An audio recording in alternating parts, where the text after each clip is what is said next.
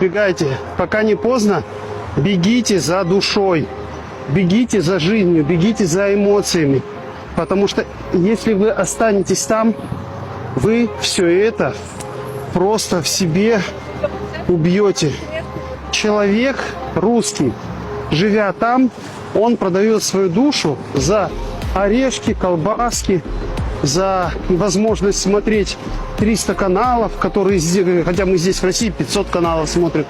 Там человек продает свою душу ради того, чтобы было спокойствие. А мы, русские люди, спокойствие не любим.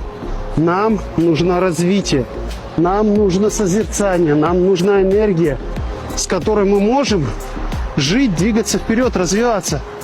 В Европе мы не можем развиться как люди. Мы можем развиться как сообщество, толерантное, какое-то псевдо успокоенное, сконцентрированное только на еде, оплате коммунальных услуг.